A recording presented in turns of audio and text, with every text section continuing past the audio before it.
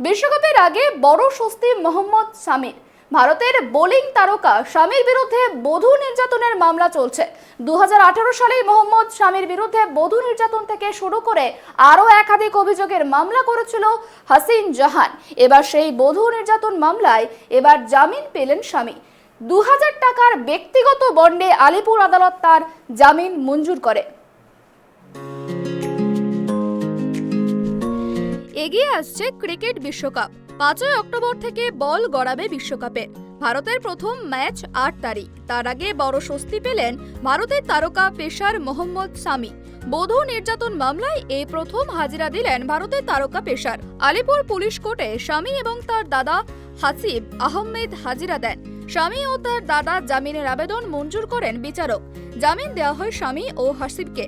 2018 সালের মার্চে শামি ও তার পরিবারের বিরুদ্ধে পরকীয়া, নির্যাতন, এমনকি ধর্ষণের অভিযোগ এনেছিলেন হাসিন, যে জল আস্তে আস্তে বহু দূর গড়ায়। লালবাজারে জিজ্ঞাসাবাদের জন্য ডেকেও পাঠানো হয়েছিল স্বামীকে, কিন্তু স্বামী প্রতিবারই সমস্ত অভিযোগ খারিজ করে দেন।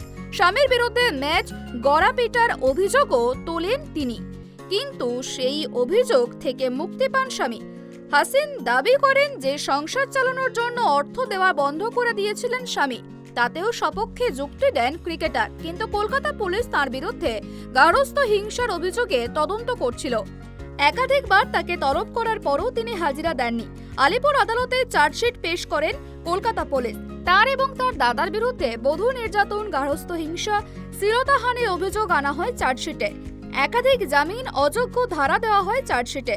2019 সালের 29 আগস্ট স্বামীর বিরুদ্ধে গ্রেপ্তারি পরোয়ানা জারি করেন আলিপুরের এসিজেএম কোর্ট। ওই বছর 9 সেপ্টেম্বর আলিপুর জেলা দায়রা আদালত ওই নির্দেশে স্থগিতাদেশ দেয়। মামলাটি প্রায় 4 বছর বিচারাধীন ছিল। পরে জেলা দায়রা বিচারকের নির্দেশকে চ্যালেঞ্জ করে কলকাতা হাইকোর্টে দ্বারস্থ হন হাসিন। সুপ্রিম কোর্টেরও দ্বারস্থ হয়েছিলেন হাসিন। শীর্ষ আদালতের তরফে জানানো হয় 1 মাসের মধ্যে মামলাটির নিষ্পত্তি করতে হবে। সেই মতো জুলাইয়ের দ্বিতীয় সপ্তাহ থেকে আলিপুর জেলা আদালতে মামলাটির শুনানি হয়। সেই মামলার শুনানিতেই স্বামীকে সশরীরে হাজিরা দেওয়ার নির্দেশ দেন বিচারক। এদিন জামিন পেলেন স্বামী। Bureau report, tribe TV.